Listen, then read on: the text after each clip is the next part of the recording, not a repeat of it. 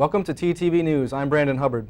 And I'm Julia Yepes. On March 23rd, the College Senate passed the Anti-Racism Resolution.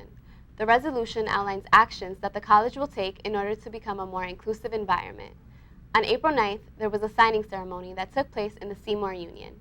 Reporter Emily Burkhardt has the story. College President John Halstead arrived in Seymour Union to students waiting for the highly anticipated anti-racism resolution signing. So let's all step aside, let's all step up against racism, let's all sign this resolution. Normally it's signed by the college president following the Senate president's signature. Today, I would suggest we all sign this together and then we move to pledge against racism. The resolution was created in response to incidents on December 4th and 5th of last semester. During a Black Lives Matter protest, racial slurs were yelled out dorm windows and posted on the social media app Yik Yak. President of Brockport Club, The Movement, Amani Lawrence says there were many difficulties to get this type of resolution passed. Being a public school, you can't just say, you guys can't say X, Y, and Z.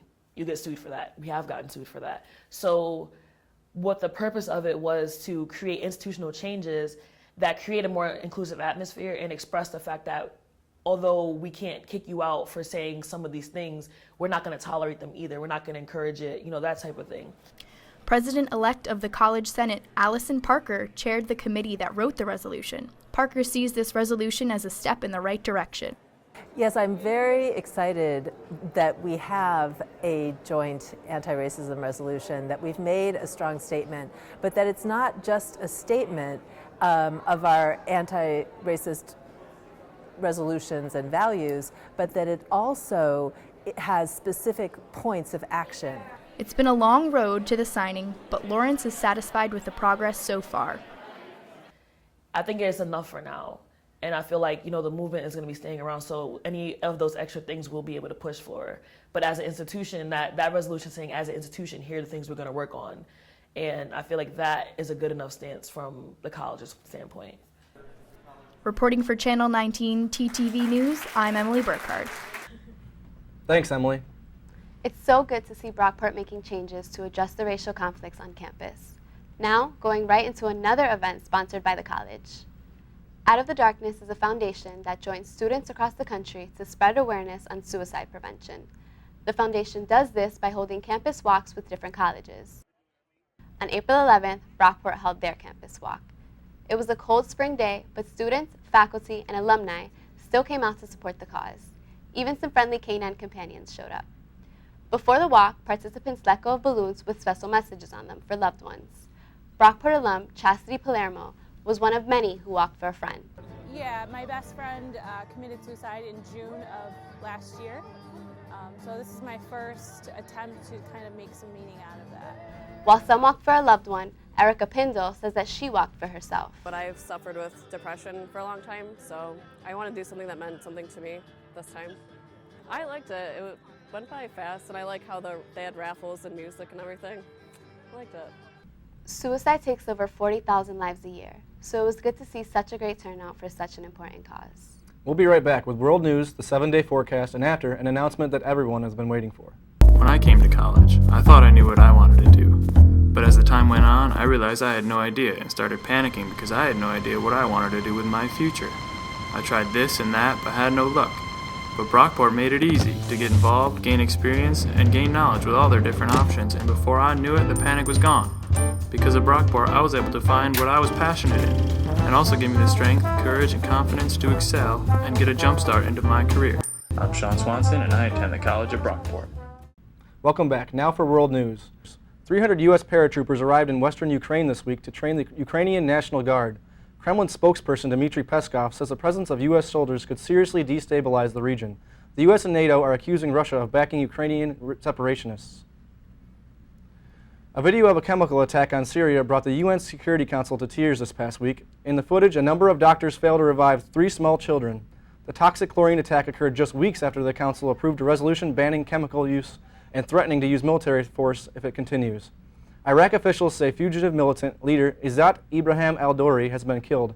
Al-Dori was Saddam Hussein's right-hand man and a key figure to the rise of the Islamic State. After the invasion of Iraq in 2003, al-Duri was regarded as the most high-profile official of Saddam to evade capture. Now we have Brianna with your 7-day forecast. Taking a look into Saturday and into Monday.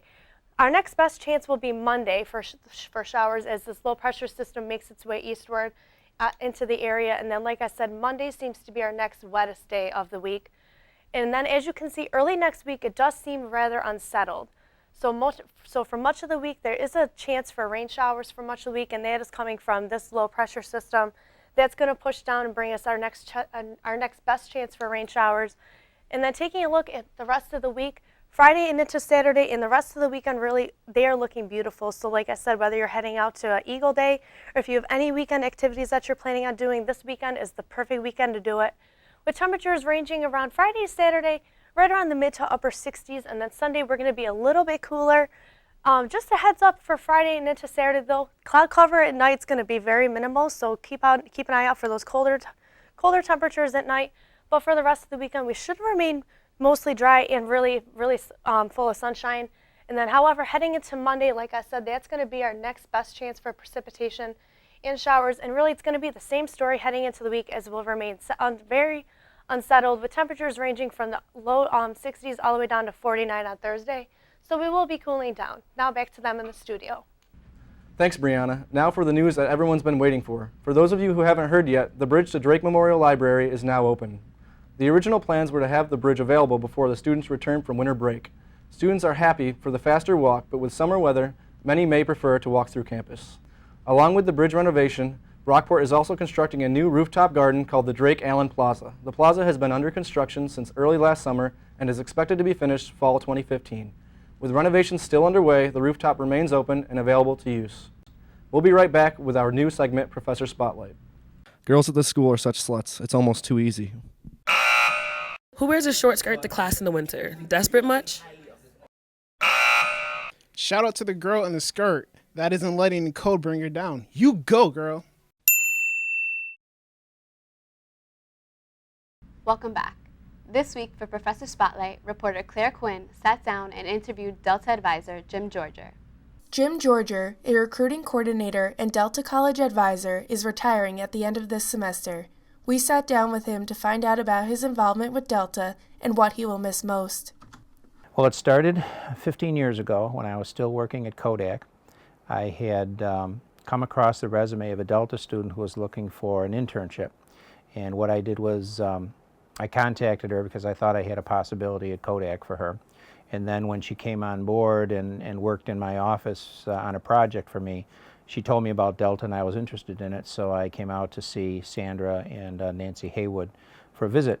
And that led to an adjunct position where I was teaching part-time here at Brockport, and while I worked full-time at Kodak. And that went from 1999 until 2005.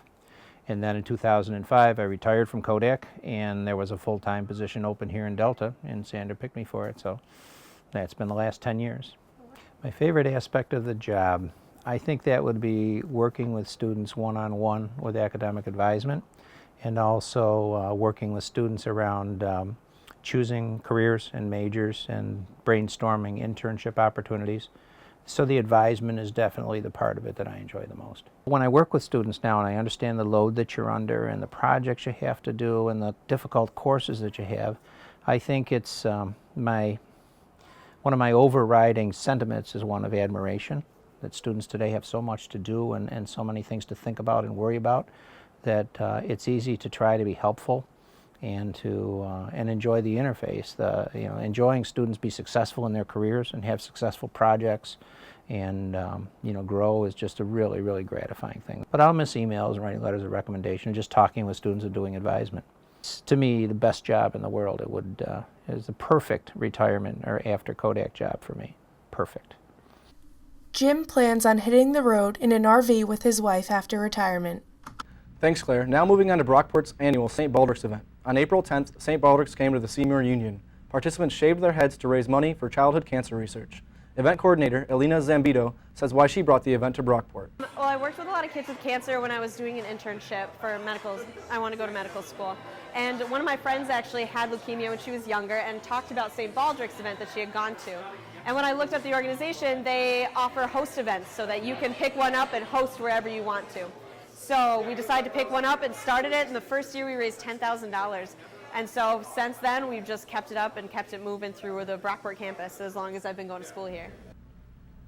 Zambito hopes the event grows into something bigger over the next few years. This year, Zambito even convinced her mother to shave her head. She has shaved her head for the past 2 years, and I didn't think I could do it. So my dad passed away in November of 2011 from cancer. And I just really felt this year that it was something I wanted to do to remember my dad. And it's her last year here, so it'd be the last time to do it with her. By the end of the event, 27 heads were shaven and over $3,500 was raised for the cause. Now to finish up today's newscast, Julia will be telling you about upcoming events here on campus. There's 2 end-of-the-year events coming up that might be a good way to end the semester. On Saturday, April 18th, the college will be having their first Eagle Day. It will be held in Lot X and will include ziplining, inflatables, food, and more. BSG will also be giving away free t-shirts that day from 12 to 4. Also, if you plan on going to the Kid Ink concert April 24th, don't forget to get your tickets before they sell out. Tickets will be $10 for students and $25 for guests. You can pick those tickets up at the box office in the Seymour Union. We're expecting some beautiful weather on Eagle Day, so come out and enjoy one of the last events of the semester. Well, that does it for this newscast. For all of us here at TTV News, thanks for joining us.